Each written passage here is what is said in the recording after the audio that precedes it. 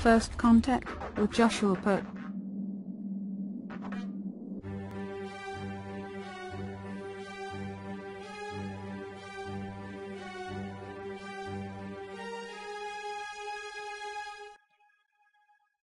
Hello, Earthlings. How you doing today? Welcome back to First Contact Radio.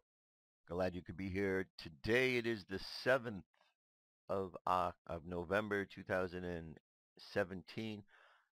The year 5778 on the Jewish calendar. It is the 18th of Cheshvan. The energy around us today from the sun sign, we're still dealing with this sign right here, which is Scorpio, represented in the tarot card by death, having to do with emotions that are buried down deep, that are rising to the surface, and as they rise to the surface, they cause great amount of transformation that occurs just by the nature of the emotions themselves. Our moon sign over here is in Cancer, also a water sign. Cancer is all about the home environment, the emotions we feel, that comfort we feel when we're in that home environment, the mother, all those kind of feelings of nurturing that are associated with this. So the point is we have two water signs today, a Scorpio and a Cancer. So water signs are all about, this is Cancer here, as you know, it's the Chariot, and the Charioteer has the armor on to protect from all of the emotions. The Charioteer is a man because he represents the conscious mind. Our conscious mind needs to be protected from all of the emotions that are thrown at us. Otherwise, our conscious mind may become clouded and not thinking clearly. And that's really the important thing and the reason why we need to have good information. If we have good information, we make good decisions. If we have bad information, we make bad decisions. And therein lies the whole crux of the matter. Okay? So we are going to catch up with the news. There's so much news going on these days. So much information every day. It's like there's something new. And you just feel like you're catching up with the old story, and then there's a new story that goes on. So let's catch up with some of the old ones that are still taking place because they are still in effect. They are still affecting people and coming to light. This first one, as we all know, all about Harvey Weinstein. Well, here we have an article in the New Yorker which is entitled Harvey Weinstein's Army of Spies. The film executive hired private investigators, including ex-Mossad agents, to track actresses and journalists. In the fall of 2016, Harvey Weinstein set out to suppress allegations that he had sexually harassed or assaulted numerous women. He began to hire private security agencies to collect information on the women and the journalists trying to expose the allegations. According to dozens of pages of documents and 7 people directly involved with the effort, the firms that Weinstein hired included Kroll, which is one of the world's largest corporate intelligence companies, and Black Cube, an enterprise run largely by former officers of Mossad and other Israeli intelligence agencies. Black Cube, which had branches in Tel Aviv, London, and Paris, offers its clients the skills and operatives highly experienced and trained in Israel's elite military and government intelligence units, according to the literature. 2 private investigators from Black Cube, using false identities, met with actress Rose McGowan, who eventually publicly accused Weinstein of rape to extract information from her. One of the investigators pretended to be a women's rights advocate and secretly recorded at least 4 meetings with McGowan. The same operative, using a different false identity and implying that she had an allegation against Weinstein, met twice with the journalist to find out what women were talking to the press. In other cases, journalists directed by Weinstein or the private investigators interviewed women and reported back the details. The explicit goal of the investigations laid out in the contract with Black Cube, signed in July, was to stop the publication of the abuse allegations against Weinstein that eventually emerged in the New York Times and the New Yorker over the course of a year. Weinstein had the agency's target to collect information on dozens of individuals and compile psychological profiles that sometimes focused on their personal and sexual histories. Weinstein monitored the progress of the investigations personally. He also enlisted former employee from his film enterprises to join in the effort, collecting names and placing calls that, according to some sources, felt were intimidating. In some cases, the investigation's effort was run through Weinstein's lawyers, including David Bowles, a celebrated attorney who represented Al Gore in the 2000 presidential election dispute and argued for marriage equality before the U.S. Supreme Court.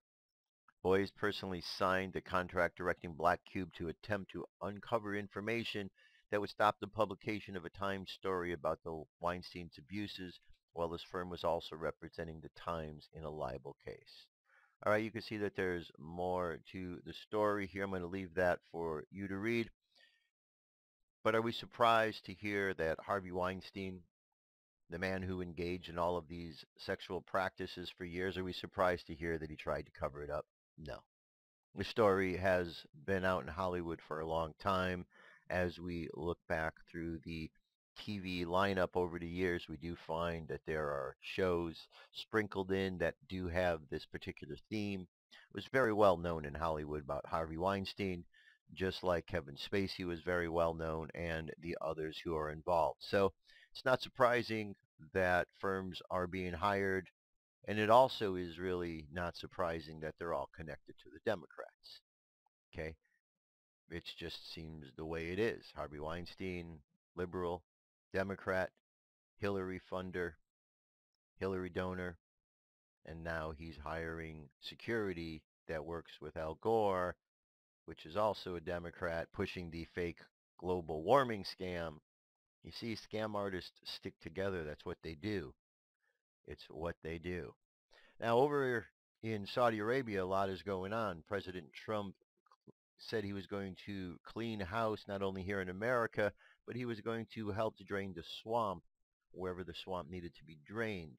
And he did meet with the Saudi officials, several months back. It was a very good meeting. We saw him there. And now we are seeing and hearing about the cleanup. 11 princes were arrested the other day.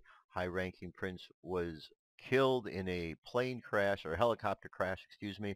And now we have the story of another Saudi prince confirmed dead, this time gunned down while resisting arrest. Following the death of Prince Mansour bin Morkin in a helicopter crash near the Yemen border yesterday, the Saudi royal court has confirmed the death of Prince Abdul Aziz bin Fahad, killed in a firefight as authorities attempted to arrest him.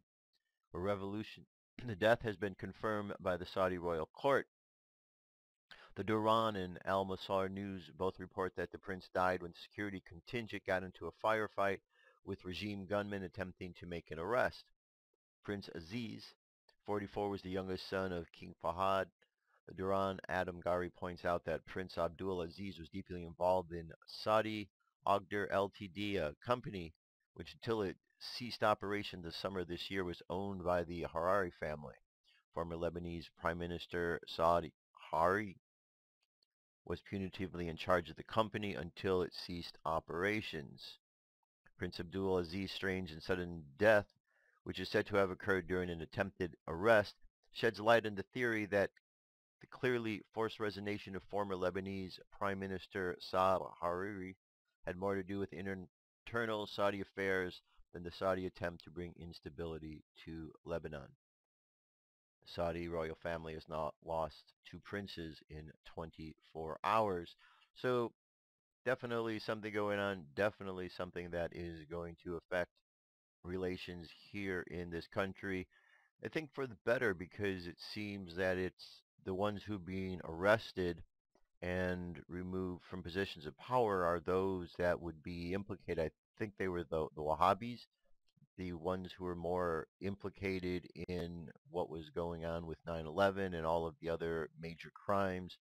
So even over there, they're still having their civil war issues that have obviously affected us a great deal. All right, switching gears here. We got a story outside at the White House yesterday. A man showed up at the White House to kill all white police, the report says. Man was arrested near the White House on Monday and reportedly said he wanted to kill all white police. Man arrested near the White House. Here we got the Twitter feeds. Man arrested for allegedly going to D.C. to kill all white police at the White House. He's been identified as Michael Arega from Dallas. Secret Service officers saw the man near Lafayette Park in front of the White House and apprehended him shortly after. Arega is waiting charges. A Facebook profile reportedly belonging to Arega showed him checked into the White House. He also made posts like, "Now I'm going to there to the White House to make sure to kill all white police. I removed the power of darkness from USA in the name of Jesus Christ and put him in jail in the mighty name of Jesus Christ." Okay, that's the breaking news about this one here. Strange, one thing that seems to be left out, they captured this guy who was arrested, but they don't seem to mention what this man looks like that wanted to kill the white police officers. I don't know.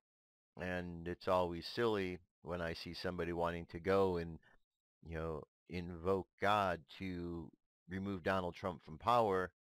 God's the one who sent Donald Trump here.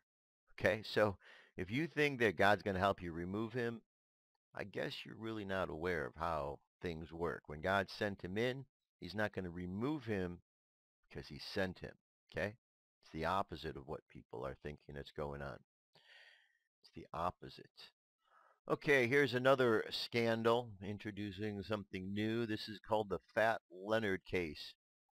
The scandal embroiling Fat Leonard Francis's company, Glenn Marine Defense Asia, and several high-ranking U.S. officers outlined in the charges in the indictment that was unsealed March 14, 2007, that unfolds over 8 years. Here's a timeline of what the government alleges. Okay, this conspiracy begins February 2006. The government's indictments allege that a group of officers who called themselves, among other nicknames, the Cool Kids and the Wolf Pack, began conspiring with Francis on the high seas around February 2006.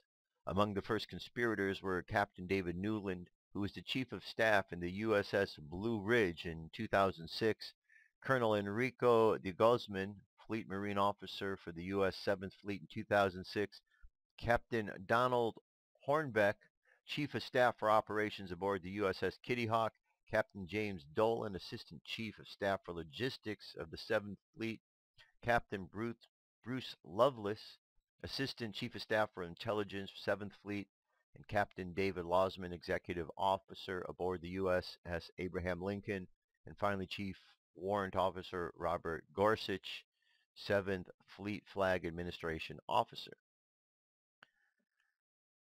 February 17, 2006, one of the first recorded incidents alleged in the indictment was the port of call of USS Blue Ridge in Hong Kong, where David Newland, Enrico Guzman, and Robert Gorsuch racked up to $20,435 tab at the island Shangri-La Resort. Francis paid the bill, then allegedly created a fake receipt for a much smaller amount to cover the group's tracks. March 8th and 9th, Francis emailed his employee, commander of the USS Blue Ridge, Edmund Arufo Newland, at non-Navy addresses under fake names, asking them to write Bravo Zulu memos complimenting his company. Newland wrote back, "Can do, easy," and signed the requested memo March 9th. March 9th, USS Blue Ridge made the port call to Singapore, where the cool kids enjoyed cocktails on a roof helipad, then enjoy foie gras, Hennessy Private Reserve, and Cohiba cigars at the Francis expense at the Juan restaurant. April 4th, Francis emailed Hornbeck asking him to convince the other Navy officials to send USS Abraham Lincoln to Lam Chansburg, Thailand, where GDMA would be hired for dockside services. Francis sent follow-up emails to Newland asking him to convince officials to make sure the rest of the strike group accompanied the carrier to the same port. April 26, Lincoln and all 3 escort ships all docked in Lam Chabang, and GDMA was awarded nearly $2 million in contracts to service them. Okay, we can go. We see the timeline continues on. It's a timeline that involves many different instances of various types of corruptions. So something else that is being certainly cleaned out from the swamp being drained from the swamp. We got problems all over, don't we? Problems all over the place. Well, I'm going to switch gears again now because I think one of the big stories, certainly something that we've been waiting on for a long, long time, is to come to more closure with the Hillary Clinton situation. We know she's guilty. We know without a shadow of a doubt. We've got the information, we've got the emails, we've got all of the stories of corruption, and now we have people coming forward, namely Donna Brazile. She's getting a lot of trouble for what she's doing, as one would be expected. Here's an article over at the Daily Caller, Luke Rosiak. Former interim Democratic National Committee head Donna Brazile worried Seth Rich was either killed for being white or by Russians. From her book Hacks, she says, I felt some responsibility for Seth Rich's death. I didn't bring him into the DNC, but I helped keep him there working on voting rights. With all I knew now about how the Russian hackings, I could not help but wonder if they had played some part in his unsolved murder. Besides that, racial tensions were high that summer, and I worried that he was murdered for being white and on the wrong side of town. My friend Elaine expressed her doubts about that, and I heard her. The FBI said that they did not see any Russian fingerprints there. Brazile repeatedly returns to the subject of being haunted by Rich's murder, even though other Democrats have pounced on anyone who suggested that the murder was anything other than a robbery gone wrong. The DNC data staffer was killed days before WikiLeaks began publishing its emails, and his valuables were not taken. But Brazile said she had a spook with connections to the intelligence community who told her after the killing that she needed protection for herself, including cameras, alarms, and backup power at her house, and that she heeded his advice. Brazile was so concerned with Rich's death that she used her brief only phone call from Hillary Clinton after the election loss to bring him up.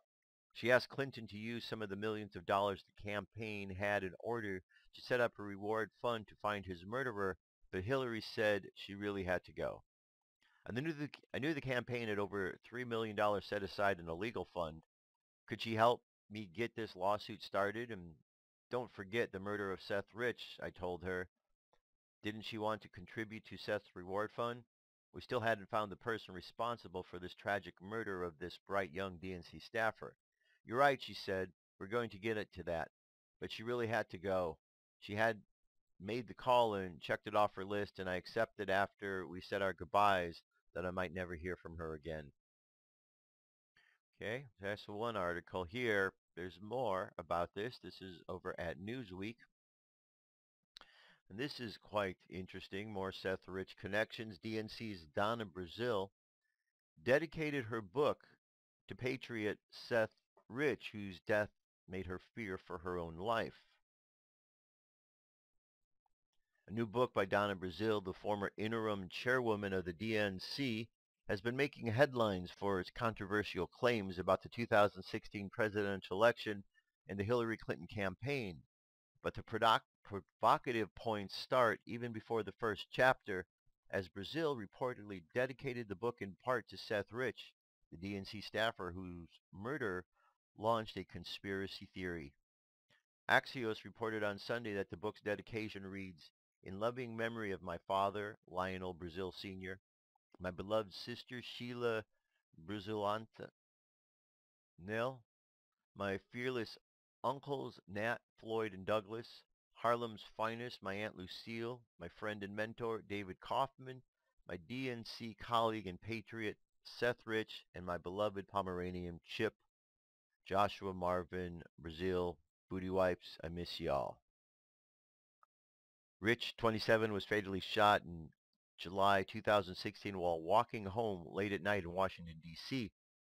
The police believe the shooting was a robbery gone wrong, but Rich worked for the DNC, and WikiLeaks published thousands of emails from the committee 2 weeks after his death. That timeline provoked theories that Rich had given the materials to WikiLeaks and that his death was an attempt to stop him from doing so or to punish him for it. Media reports had characterized Rich as a low-level staffer and his parents wrote an opinion piece for the Washington Post in May. Those who have suggested that Seth's role as a data analyst at the DNC gave him access to a wide trove of emails are simply incorrect, is what they stated. Rich appears elsewhere in Brazile's book, as the Post reported earlier in the weekend. She wrote that Rich's murder haunted her and that she installed surveillance cameras at her home and would keep the blinds in her office window closed so she could not be seen by snipers, according to the Post. Brazile talked about Rich on ABC News This Week with George Stephanopoulos. On Sunday, she told the host about her critics.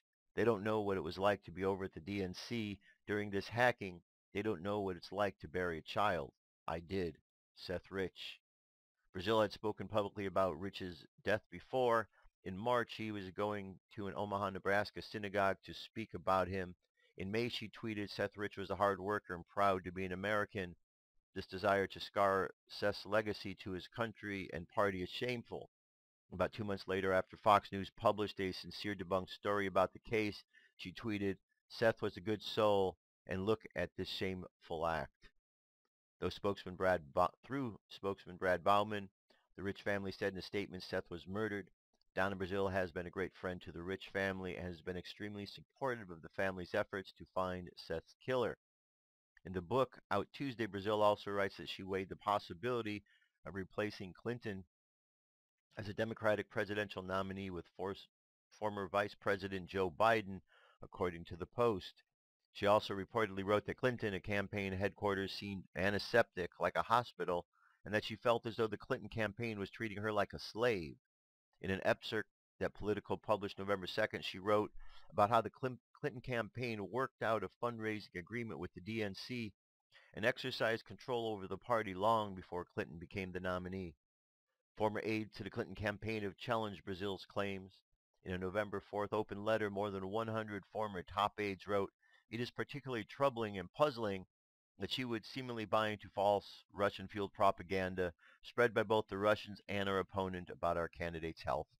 Brazile was not available for comment through her publisher, Hachut Book Group, or through Georgetown University, where she is a faculty member. The publisher was unavailable to verify the reported wording of the book dedication.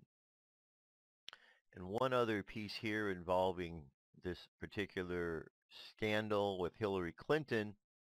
This one expands a little bit further now into the Uranium One. So we've got Russia, we've got Uranium One. Says the Clinton machine is losing support in its fight against an avalanche of explosive accusations ranging from rigging the 2016 Democrat primary to helping sell a sizable portion of the United States uranium supply to Russia. Former Clinton advisor Doug Schoen is calling for a special prosecutor to investigate the failed presidential candidate's role in the Uranium One scandal.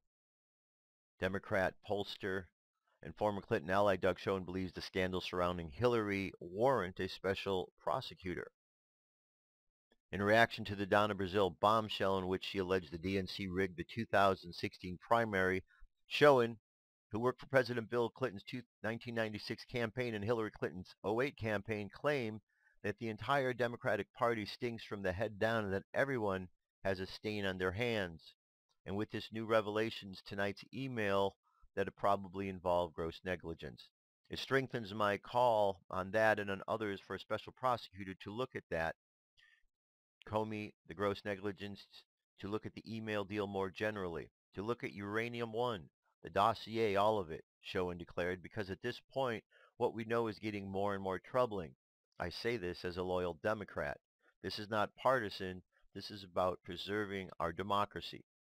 As the Gateway pundit's Jim Hoft reported, sources confirmed to Fox News' Sean Hannity last Friday evening that Attorney General Jeff Sessions has not recused himself from the Uranium One scandal.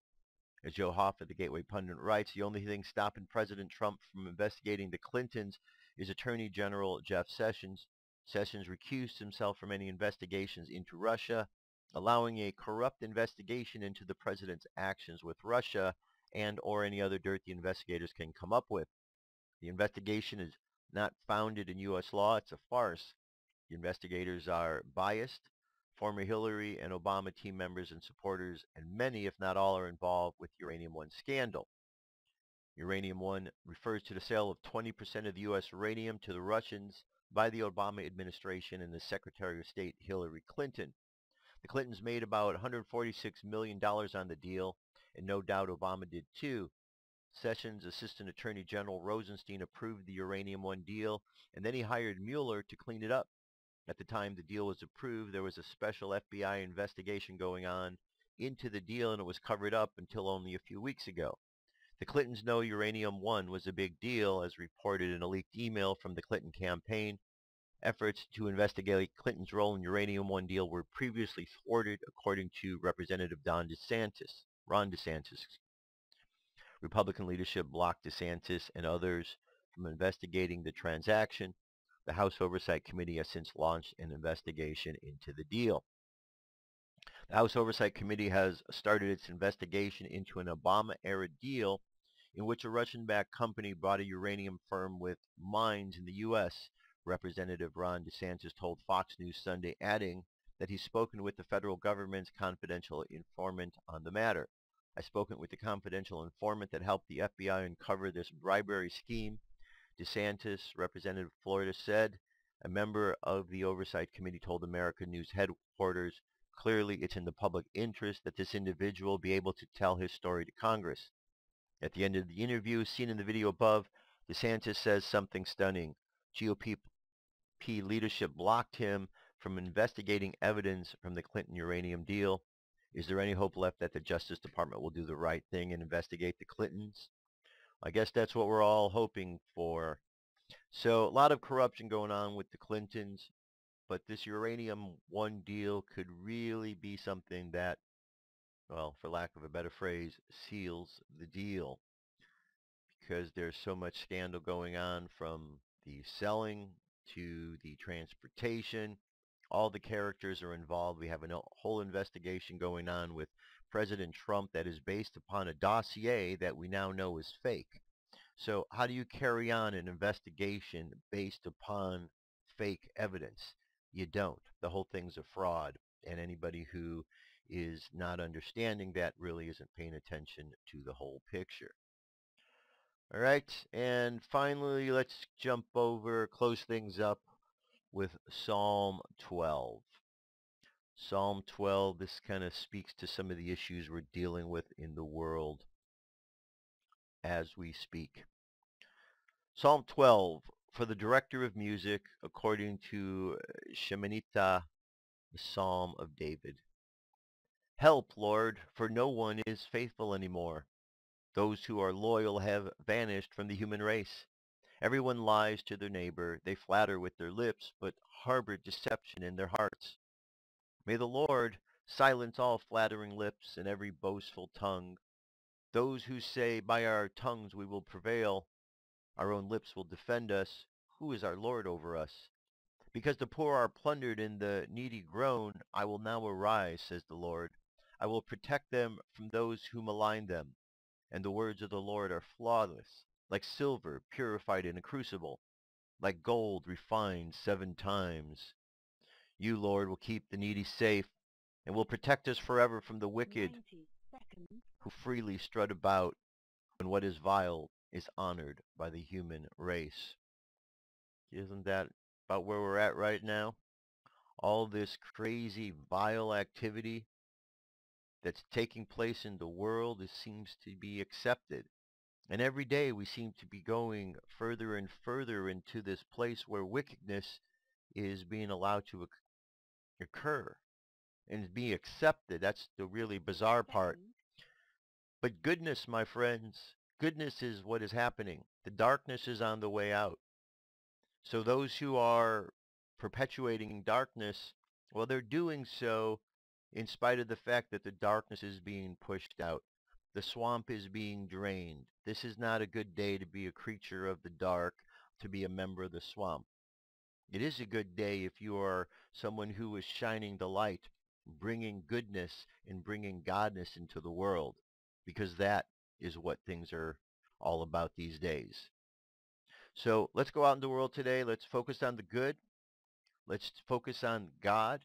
Let's see how we can bring this essence of goodness, of godness into the world in our own particular way. Maybe it's one little thing. We'll all know how to do it. It's pretty easy. That's it. I'll be back tomorrow. Till then, I love you. Keep loving each other. Talk to you soon. Peace. I am out of here.